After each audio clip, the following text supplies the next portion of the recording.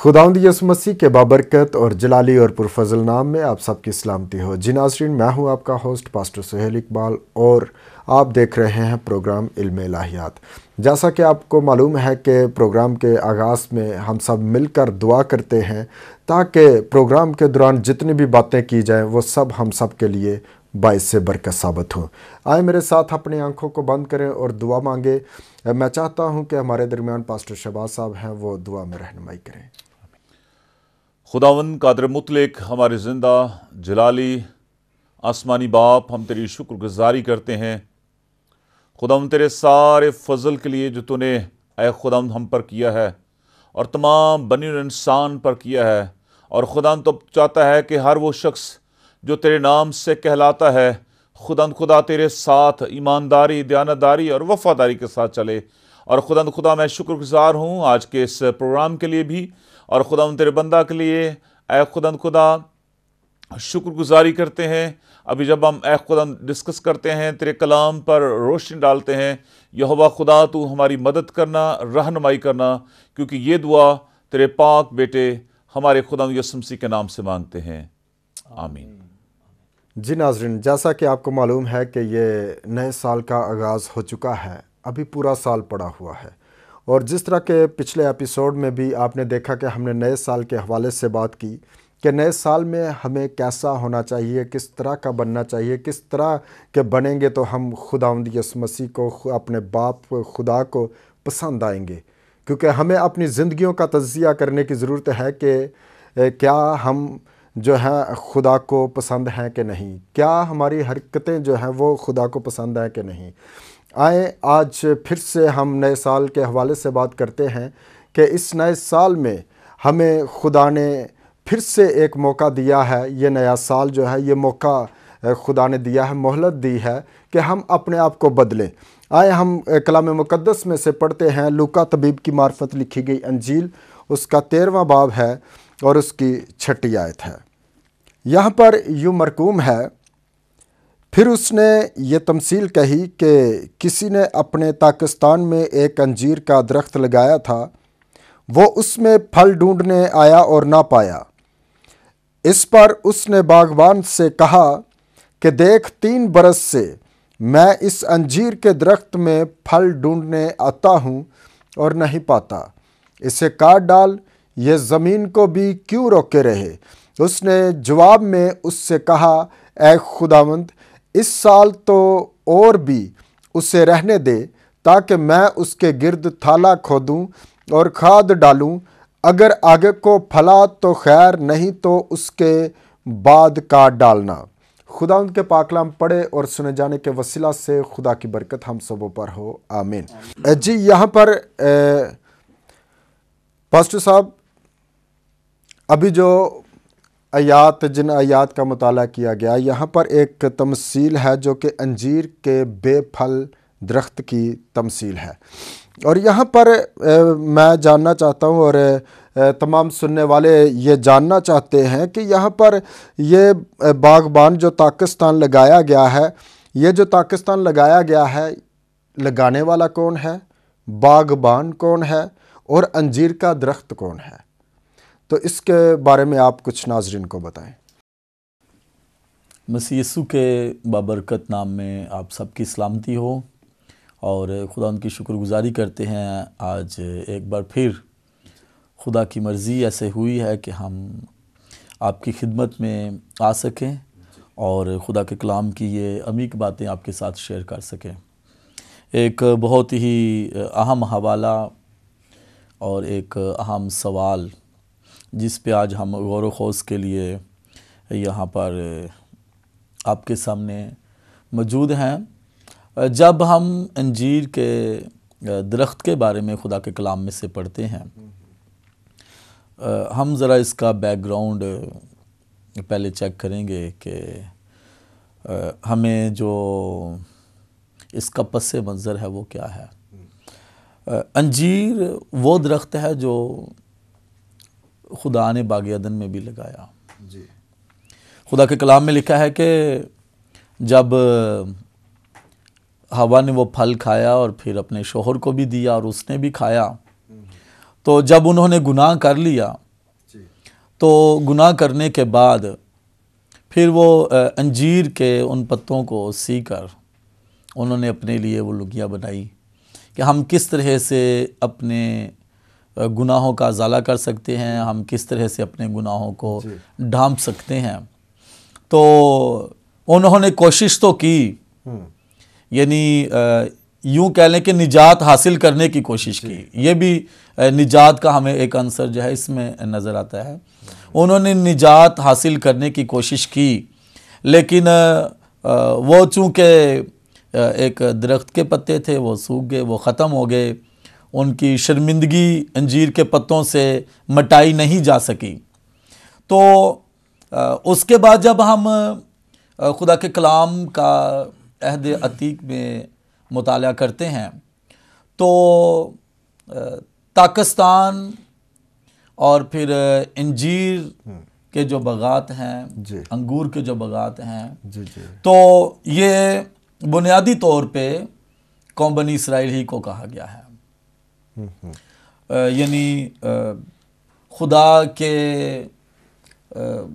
के वफादार होने की बजाय नाफरमानी को मुसलसल करते रहना, और इसमें वो तमाम लोग तो शामिल नहीं, लेकिन जो नाफरमान थे, जो खुदा के वफादार नहीं थे, खुदा के कलाम की बातों को नहीं मानते थे, तो पुराने अहदनामा के मुताबिक खुदा ने ये बड़ा ख़ास रुतबा जो है वो कौम बनी इसराइल को दिया था। लेकिन वो अपनी नाफरमानियों के बायस और अपने गुनाहों के बायस वो अपने इस मकाम को कायम नहीं रख सके। तो फिर जब हम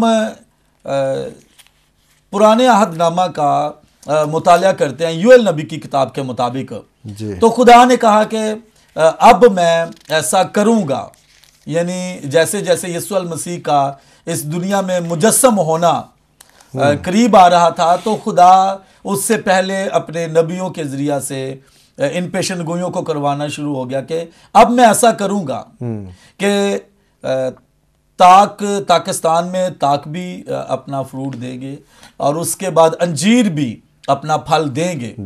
तो पुराने अहदनामा के मुताबिक जब वो लोग नाफरमानी करते थे, कौम बनी इसराइल के लोग खुदा से दूरी इख्तियार कर लेते थे, तो खुदा ने फिर उनको असीरी में भी जाने दिया और बहुत सारे मुश्किल हालात में से वो गुज़रे, नाफरमानियों के बायस बहुत सारे मसाइल में से गुज़रे, दूसरे मुल्कों में असीर भी हो जाते थे। लेकिन खुदा ने फिर यूएल नबी के ज़रिया से इस बात की पेशनगोई की कि अब वो वक्त आने को है कि ताक में भी अंगूर लगेगा और फिर अंजीर भी अपना फल देगा।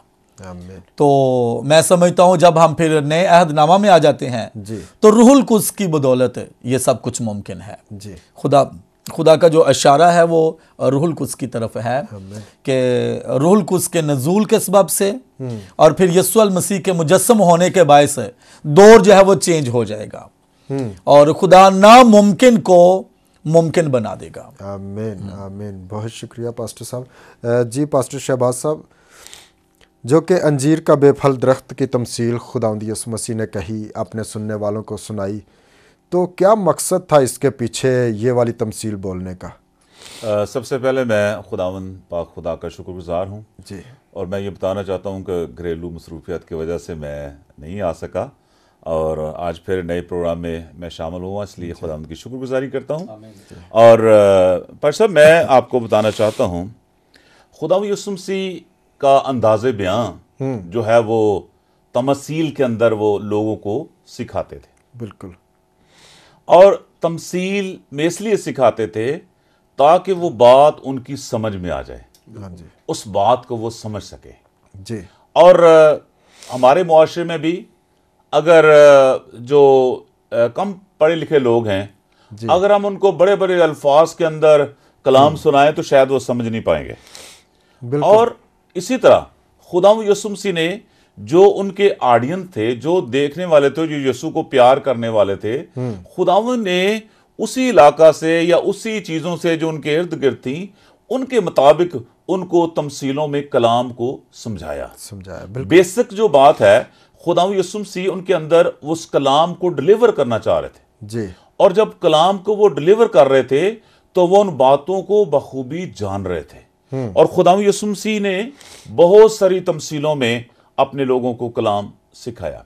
और ये भी एक तमसील है। तमसील ये है कि जैसे हम साल के शुरू में हम प्रोग्राम्स कर रहे हैं और साल के शुरू में बहुत सारे लोग अपनी जिंदगी में गोल्स बनाते हैं। और हमने भी बनाया, मैं अपना अपना बताता हूं, मैं और मेरी वाइफ ने बनाया कि इस साल हम दुआ करेंगे कि जो सुबह सवेरे उठकर 1 घंटा हम खुदा के साथ गुजारेंगे। ये एक ही बात हमने खुदा के साथ रखी कि हम दुआ करेंगे और दुआ में वक्त गुजारेंगे। और हम पूरी कोशिश करते हैं कि कोई ऐसी सुबह जो है वो ऐसी ना गुजरे, हम दुआ में ठहरें। तो जब हम खुदा के साथ कमिटमेंट करते हैं तो खुदा फिर हमारी मदद भी करता है और वो हमें उठाता है। यशायाह की किताब में लिखा है 50 बाब उसकी 4 आयत में कि वो हर सुबह हमें उठाता है, हमारा कान लगाता है और शागिर्द की जुबान बख्शता है ताकि हम उसकी आवाज को सुने और हम बागी और बरगश्ता ना हो। सो मकसद ये है कि खुदा का कलाम जो है ये हमें सिखाता है कि हम खुदा के साथ कमिटमेंट करें। नया साल आता है और चला जाता है, साल तब्दील होते हैं और चले जाते हैं। मकसद यह है कि हमारी जिंदगी में क्या तब्दीली आ रही है। हम इतने रोज बरोज बढ़ रहे हैं, हम जिस्मानी तौर पर बढ़ रहे हैं, हम बहुत सारी बातों में बढ़ रहे हैं, लेकिन रूहानी मियार क्या है? और खुदा यीशु मसीह आने वाला है। कभी कभी मैं सोचता हूं नाज़रीन कि वो कलीसिया कहाँ है, वो दुल्हन कहाँ है जिसको यीशु लेने के लिए आ रहा है। वो अभी तक नजर नहीं आ रही और वो ऐसे ही नजर आएगी कि जब हम हर साल खुदा के साथ कमिटमेंट करेंगे कि खुदा इस साल इस चीज को मैं छोड़ूंगा और इस चीज को मैं अपना लूंगा। और हमें पर्सनल तौर पर जो देखने वाले हैं या हम सब जितने भी यहां पर हैं, हमें खुदा के साथ कमिटमेंट करनी चाहिए। और इसको मौका ये जहां पर जो तमसील ये है, ये रूहानी पहलू ये है कि खुदा आज भी हमें मौका उसने दिया है। आज के सांस जो अभी हम जी रहे हैं ये खुदा ने हमें दिए हैं, ये खुदा की अमानत है, वो किसी वक्त भी ले सकता है। और मैं देखता हूं कि बहुत सारे लोग जो पिछले साल इस दुनिया से चले गए और उनको मौका ना मिला। और एक ऐसी खातून जो रात को 31 की रात को आई हमारे चर्च में और सुबह वो नया साल ना देख सकी, वो इस दुनिया से चली गई, लेकिन खुदा ने हमें मौका दिया है। ये जो दरख्त है ये बेफल है और ये जो रूहानी मतलब ये है कि हम ईमानदार होते हुए भी हमारे अंदर वो जो रूह का फल है, मोहब्बत, खुशी, इत्मीनान, तहम्मुल, मेहरबानी, नेकी, ईमानदारी, हिलम और परहेजगारी, खुदा चाहता है कि ये फल हमारी जिंदगी में हो। एक हवाला और मरकस की इंजील भी हम देखते हैं, उसका 12वां बाब 12वीं आयत में, वहां पर भी यीशु मसीह एक अंजीर के दरख्त के करीब जाता है और उसके अंदर उसको कोई फल नजर नहीं आता। बज़ाहिर उसके पत्ते नजर आ रहे हैं, खूबसूरती नजर आ रही है, लेकिन उसके अंदर फल नहीं है। और खुदा चाहता है कि इस साल हम फलों से लबरेज हों, रूहानी फलों से लबरेज हो। जब वो आए और देखे और हमारी जिंदगी में वो फल उसको नजर आना चाहिए। ऐसा ना हो कि खाली यीशु मसीह आता है हमारी जिंदगी में, झांकता है, देखता है, लेकिन बहुत दफा हमारी जिंदगी में अफसोस की बात यह है कि हम फलों से खाली होते हैं। और यहाँ जो खुदा यीशु मसीह लोगों को बताना चाह रहा है कि एक मौका खुदा ने आपको दिया है, आप तौबा की तरफ माइल हो जाएं, आप अपने गुनाहों से तौबा कर लें। 2023 खुदा ने हमारी जिंदगी में दिया है और कितने साल हो गए इस दुनिया में हमें जीते हुए, और कमजोर हैं, ये बदन कमजोर है और इसको हमें बदी का पर्दा नहीं बनाना, बल्कि खुदावंद का कलाम बयान करता है कि जब हम कमजोर होते हैं उसकी कुदरत हमारी कमजोरी में पूरी होती है और इस कमजोरी का हमें फायदा उठाना है, हमें और ज्यादा खुदा के करीब जाने का मौका मिलता है। और इस साल मेरे अजीजों जरूर आप आए और खुदा के कलाम की तरफ बढ़ें, दुआ करें। और यीशु जल्द आने वाला है, पता नहीं चलेगा कब आ गया है, लेकिन अगर हम फलों से खाली हुए, हमें रूह से खाली हुए, कलाम से खाली हुए, तो फिर हमारी जिंदगी में एज ए मसीही होना कोई मानी नहीं रखता। यीशु साफ कह देगा मेरी तुमसे कभी वाकफियत नहीं है, ऐ बदकारों मेरे सामने से चले जाओ।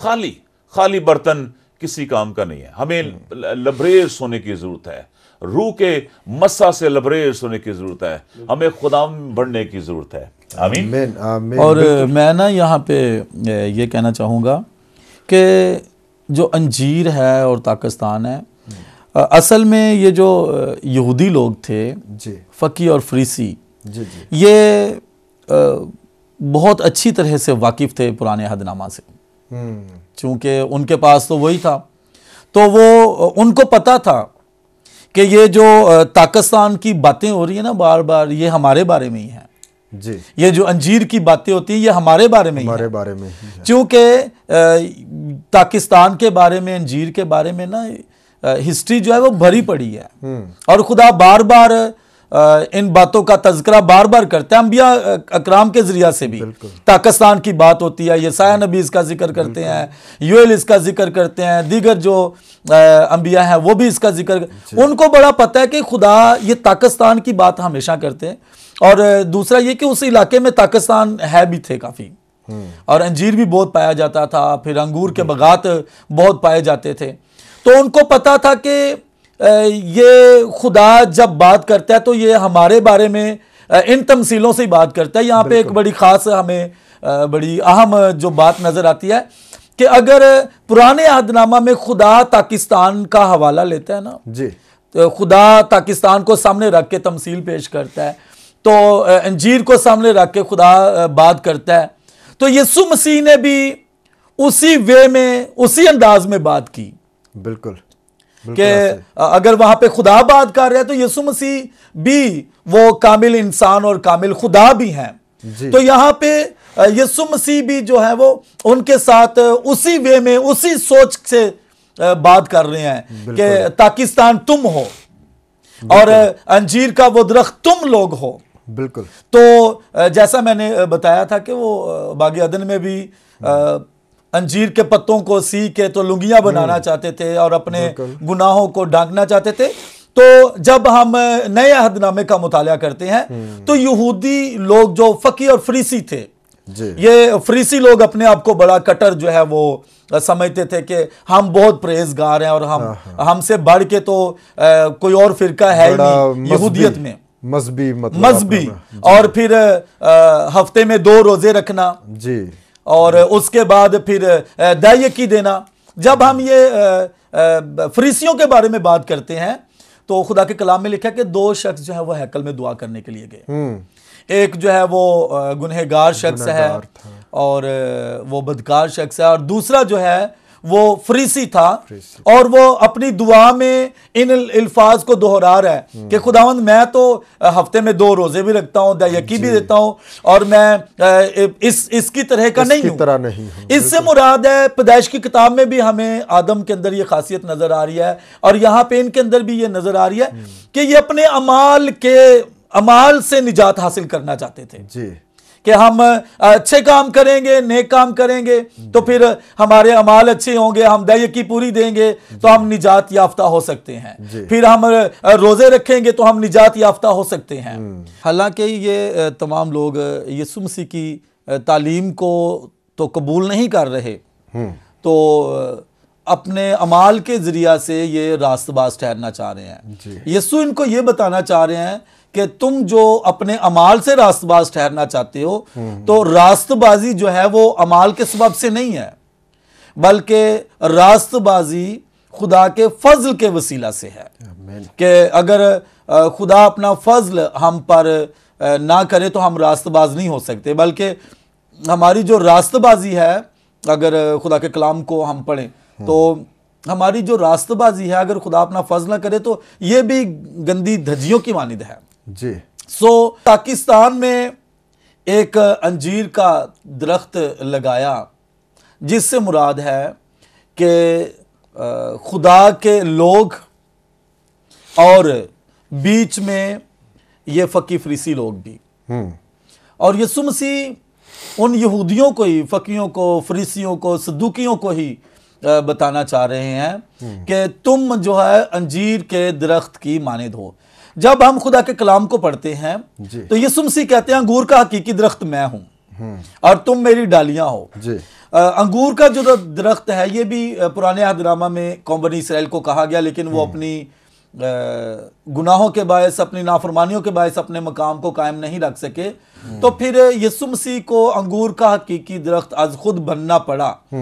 अब जो अंगूर का हकीकी दरख्त है वो यीशु मसीह है, और कलीसिया जो है, जो खुदा के लोग हैं, वो उस अंगूर के हकीकी दरख्त के साथ डालियां हैं। जी। तो जब तक हमारी पेवंदकारी, हमारी ग्राफ्टिंग जब तक अंगूर के हकीकी दरख्त के साथ नहीं हो जाती, तब तक हम निजात याफ्ता नहीं हो सकते। जिससे मुराद ये है कि ये पाकिस्तान है, ये अंगूरों का बाग है, लेकिन बीच में एक अंजीर भी है, जिससे मुराद है कि खुदा के लोगों के दरमियान में ऐसे लोग भी जो बेफल हैं, जो अपने अमाल के सबब से जो है वो निजात याफ्ता होना चाहते हैं, रास्तबाजी हासिल। यहूदी जो फकी हैं, फरीसी हैं और फिर सद्दूकी हैं, ये जो अपने अमाल से रास्तबाज ठहरना चाहते हैं, तो यीशु मसीह इनको बताना चाह रहे हैं कि तुम अपने अमाल से कभी भी रास्तबाज नहीं ठहर सकते। इस तरह से तुम बेफल ही रहोगे। और फिर ये जो इनको अरसा दिया जा रहा है, पहला साल दिया गया है, दूसरा साल दिया गया है, इवन के तीसरा साल दिया गया है, तो इसके बारे में मुख्तलिफ नजरियात और मुख्तलिफ ख्यालात जो है वो पेश किए जाते हैं कि जब कोई इंसान अपने गुनाहों से तौबा करता है तो वो इकरार करता है, ईमान लाता है, और फिर अपने गुनाहों से तौबा करता है, और फिर पानी का बपतिस्मा लेता है। तो इन मराहिल से गुजरने के बाद भी बहुत सारे लोग जो है वो बेफल हैं। बिल्कुल ऐसा ही है पास्टर साहब, जो कि आपने फरमाया कि बहुत सारे लोग बेफल रह जाते हैं, चाहे वो उन्होंने बपतिस्मा लिया हुआ है और उन्होंने इकरार भी किया है कि मैं गुनाहगार हूँ, मैंने तौबा कर ली है, लेकिन फिर भी उनकी ज़िंदगी में गुनाह बाकी रह जाता है। क्योंकि जब तक हम अपनी ज़िंदगी के अंदर अपने गुनाहों को देखते नहीं, उनको तर्क नहीं कर सकते। जब देखेंगे तब ही तर्क करेंगे, और जब तर्क होंगे तो फिर फल लाएंगे, फिर खुदा का जो मंसूबा है वो हमारी ज़िंदगी में कामयाब होगा। और यहाँ पर भी वही लोग बेफल हैं जो जिनके अंदर खुदा का कलाम नहीं, जिनके अंदर खुदा के कलाम की रोशनी नहीं, जिनके अंदर वो मोहब्बत नहीं है। क्योंकि खुदा चाहता है कि हम मोहब्बत से रहें, जैसा पास्टर शहबाज साहब ने भी बताया कि हमारे अंदर रूह का फल होना चाहिए, मोहब्बत हमारे अंदर होनी चाहिए। और फिर मोहब्बत की खूबियाँ जो उन्होंने बताई कि मोहब्बत की ये खूबी जो है ये भी हमारे अंदर होनी चाहिए, फिर हम फलदार साबित हो सकते हैं। मैं यहाँ पे ये कहना चाहता हूँ कि निजात तो पाली जी, मतलब तौबा कर ली, ईमान ले आए। बहुत सारे लोग हैं वो सिर्फ ईमान रखते हैं, बहुत सारे लोग हैं वो इकरार भी करते हैं, और बहुत सारे हैं जो पानी का बपतिस्मा जो है, जो गोते वाला बपतिस्मा है, वो नहीं लेते। ये निजात के प्रॉपर मराहिल है। अच्छा, ये सारे मराहिल में से पहला साल, दूसरा साल, तीसरा साल, यानी जो मराहिल है, इनमें से गुजरने के बाद भी उनकी जिंदगी बेफल है। इसकी क्या वजह है? मैं कहना चाहता हूं, जैसे पास्टर साहब भी कह रहे थे, आप भी कह रहे हैं, मैं मुत्तफिक हूं, और मैं ये कहना चाहता हूं रूहुल कुद्स के बगैर हमारी जिंदगी बेफल है। पाकरू जब तक हमारी जिंदगियों में नहीं है, जब तक हम रूहुल कुद्स से मामूर नहीं है, जब तक रूहुल कुद्स की मामूरी हम पे नहीं है, जब तक रूहुल कुद्स हम पर नाजिल नहीं होता जी, तब तक हम खुदा को फ्रूटफुल नजर नहीं आ सकते। बिल्कुल ऐसा ही। और रूहुल कुद्स का ये काम है कि वो हमारी जिंदगियों को फ्रूटफुल बनाता है। पाकरू हमें ऐसा बना देता है। जब हम यूएल की किताब को पढ़ते हैं तो वहां पे मैं अगेन बताना चाह रहा हूं कि वहां पे लिखा है कि अब पाकिस्तान में जो है वो फल लगेगा, अब अंजीर भी फल देगा। यानी जो अंगूर का हकीकी दरख्त है वो यीशु मसीह है, जो खुदा के लोग हैं वो भी फल देंगे, और फिर जो अंजीर हैं, जो फकी फरीसी हैं, ये भी फल देंगे, या फिर जो गैर अक़वाम के हैं वो भी फल देंगे। इसकी वजह क्या है कि पतरस रसूल सही कहते हैं कि मैं अब जान गया हूं कि खुदावंद किसी कौम और कबीले का तरफदार नहीं है, जो भी उससे प्यार करता है उस पर रूहुल कुद्स का नजूल हो सकता है। तो पाक रूह के नजूल के सबब से हमारी जिंदगियां फलदार हो सकती हैं। मैं ऑडियंस को और तमाम देखने वालों को बड़े पुरजोर तरीके से बताना चाहता हूं, रूहुल कुद्स से मामूर होना आपको बहुत जरूरी है कि आप रूहुल कुद्स से भरे हुए हों। और अगर आप अभी तक आप पाक रूह नाजिल नहीं हुआ या रूहुल कुद्स से आप मामूर नहीं है, तो हर रोज दुआ करें, हर रोज भूखे प्यासे हों, हर रोज आंसू बहाएं ताकि पाक रूह नाजिल हो। बिल्कुल, इसी तरह से फलदार हो सकती है। बिल्कुल, बहुत ज़बरदस्त आपने बातें कही। और मैं ये चाहता हूँ कि नाजरीन को बताया जाए कि रूहुल कुद्स की नेमतों की तो हम फिक्र करते हैं, हम हर रोज़ रूह की नेमतें जो है वो मांगते हैं कि हमारे अंदर ये भी नेमत हो, मौजज़ात करने की नेमत हो, कलाम सुनाने की नेमत हो, तरह तरह की नेमतें जो हैं हम मांगते हैं, लेकिन फलों को कभी नहीं मांगा, रूह का फल नहीं मांगा, कभी नहीं मांगा रूह का फल, कि हमारे अंदर रूह का फल भी हो। जबकि खुदा जो है यहाँ पर अंजीर के दरख्त के अंदर फल ढूंढ रहा है, यानी कि हमारे अंदर वो फल ढूंढने आता है लेकिन हम खाली होते हैं। नेमतें होना बहुत ज़रूरी है, अच्छी बात है, लेकिन नाजरीन हमारे अंदर रूह का फल होना बहुत ज़्यादा ज़रूरी है ताकि लोग हमें देख कर ये जान जाएं कि हम मसीह के शागिर्द हैं, वरना हम खाली हैं और किसी मकसद के नहीं हैं। इसलिए हमारे अंदर मोहब्बत होनी चाहिए और खुदा हमारे अंदर फल ढूंढने आता है और हमारे अंदर रूह का फल बहुत ज़रूरी है कि वो हो और फिर उसकी खूबियां भी हों, और तब ही हम रूहुल कुद्स से मामूर नजर आएंगे। आमीन जी। पास्टर शहबाज साहब। सर मैं भी ये बताना चाहता हूँ कि सिर्फ ज़्यादा नेमतें नहीं मांगते, एक शिफा की है और एक गैर जुबान की है जी जी, और हालांकि बहुत सारी नेमतें हैं। बहुत एक सबसे बड़ी जिसको मैं समझता हूँ वो मेहमान नवाजी की है। वो बहुत कम लोग हैं जो उन मेहमान नवाजी की नेमत को लेना चाहते हैं और खुदावंद चाहता है कि मतलब इक्वल सब कुछ होना चाहिए। जी बिल्कुल। अगर नेमते हैं तो फल भी उसके साथ नजर आना चाहिए, ठीक है ना। दोनों चीजें हमें बराबर हमारी जिंदगी में हों जी, तो फिर कामयाबी है। बिल्कुल। फिर हम जो है वो हकीकी उस जो अंजीर का दरख्त है उसमें यीशु मसीह जब भी आता है हमारी जिंदगी में उसको फल मिलता है। बिल्कुल। बहुत सारे ईमानदार हैं, ये नहीं कि नहीं है, बहुत सारे ईमानदार हैं जो इस रूह के फल को अपनी जिंदगी में रखते हैं जी। और मैं कहता हूं अगर एक फल हो ना मोहब्बत, तो मोहब्बत सारे फलों को कवर कर लेती है जी। और अगर वो एक बीज है, वो बुनियाद है जी बिल्कुल। मोहब्बत। खुदावंद यीशु मसीह ने कहा ईमान, उम्मीद, मोहब्बत ये तीनों दायमी है, लेकिन अफजल इनमें मोहब्बत है और मोहब्बत तमाम गुनाहों पर पर्दा डालती है। तो खुदावंद चाहता है हमारे अंदर ये फल जो हैं ये वही फल ढूंढने आ रहा है। तो ये अंजीर के दरख्त की तो आज एक तमसील है, इसको तमसील सब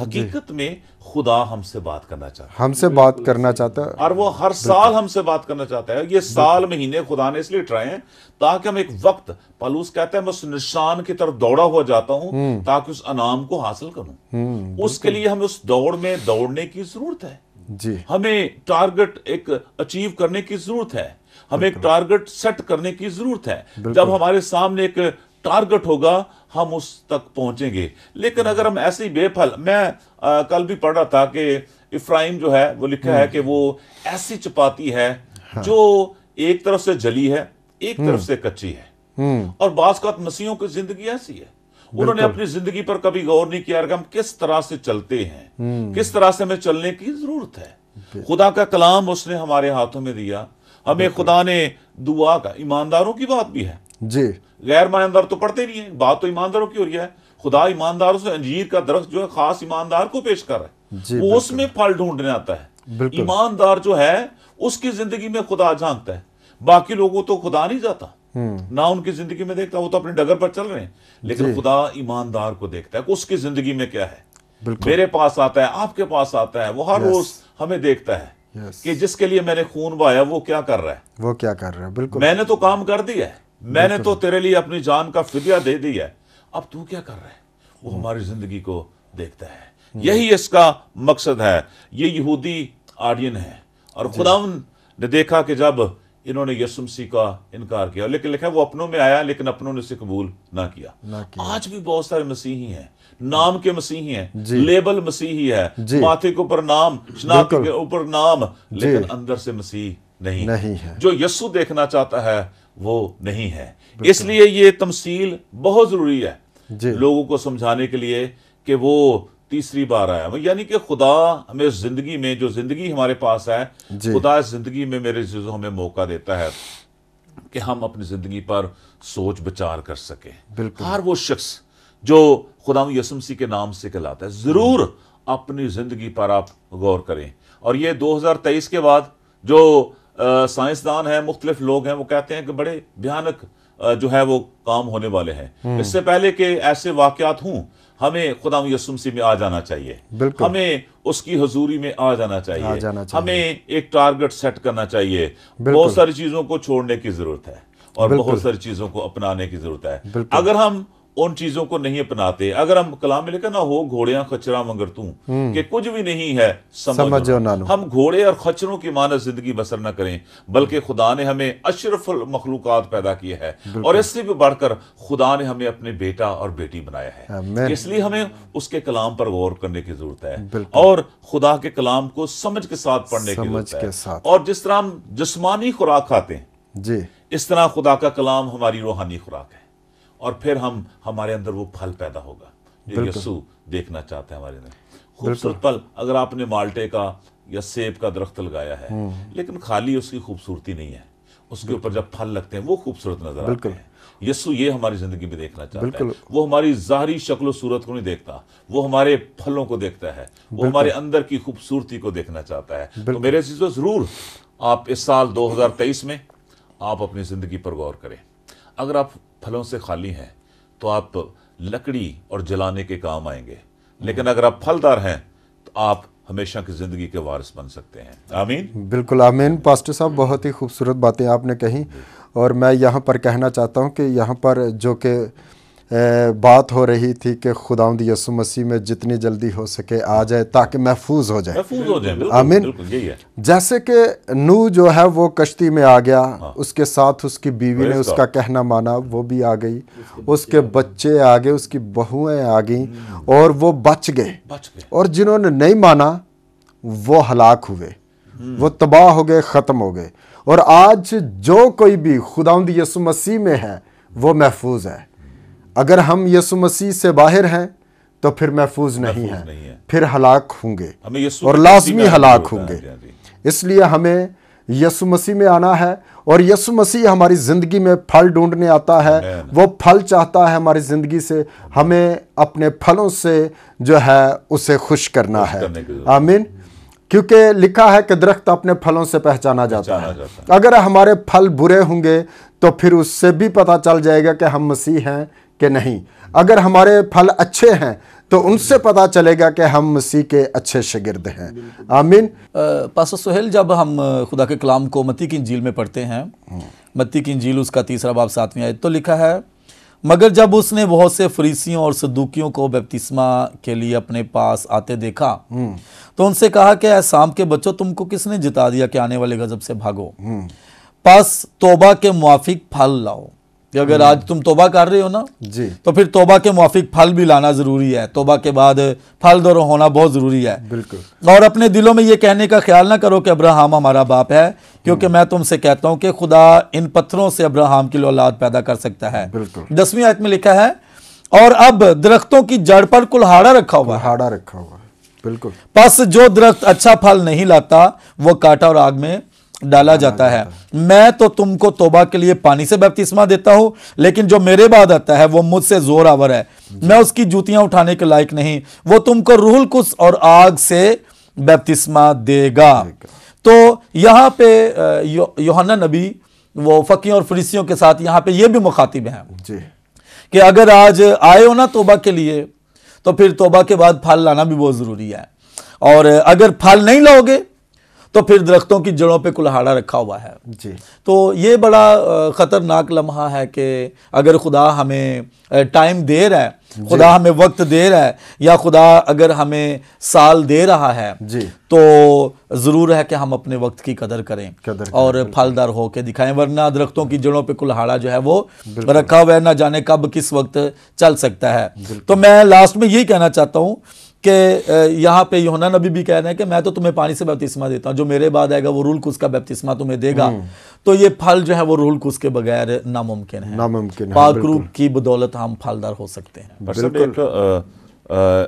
गलतियों के खत में लिखा है कि फल भी दो तरह के हैं जी, और एक फल वो है जो शैतान हमारी जिंदगी में उसका बीज बोता है। और लिखा अब जिस्म के काम तो जाहिर है, यानी हरामकारी, नापाकी, शहवत परस्ती, बुत परस्ती, जादूगरी, अदावतें, झगड़ा, हसद, गुस्सा, तफरके, जुदाइयां, बिदतें, बुग्ज, नशाबाजी, नाच रंग और इनकी मानद, इनकी बाबत मैं पहले से कह देता हूं, जैसा कि बेशतर जता चुका हूं, ऐसे काम करने वाले खुदा की बादशाही के वारिस ना होंगे। सो इब्लीस बड़ी जोरों शोर से वो इंसानों के दिलों में, ईमानदारों के दिलों में बीज बो रहा है। और ये नफरती बीज जो हैं आज दुनिया में आप हर तरफ देख रहे हैं, और इस बीज का बोलबाला है, हर तरफ इसके दरख्त बढ़ रहे हैं, और ये ऐसा फल है जो खुदा को नापसंद है। तो मेरे अज़ीज़ों, इन फलों को जिंदगी से निकालने की जरूरत है और रूह का फल अपनी जिंदगी में लेने की जरूरत है। आमीन।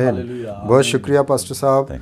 पास्टर शहबाज साहब आपका शुक्रिया, पास्टर शाह साहब आपका भी शुक्रिया। बहुत ही खूबसूरत बातें आपने नाजरीन के सामने बयान की है, और नाजरीन ने जो कि स्क्रीन के सामने बैठे हुए हैं, और मैं ईमान रखता हूं कि वह स्क्रीन से आगे पीछे नहीं हुए, बल्कि उन्होंने खुदा के कलाम की बातों को सुना है और बरकत पाई है। नाजरीन, अब वक्त हुआ चाहता है कि हम आपसे इजाज़त चाहें, अपने होस्ट पास्टर सोहेल इकबाल को और पास्टर शाहिद गिल साहब को, पास्टर शहबाज साहब को इजाज़त दें। मिलेंगे नए एपिसोड में नई बातों के साथ। देखते रहें Good Shepherd Television. God bless you all.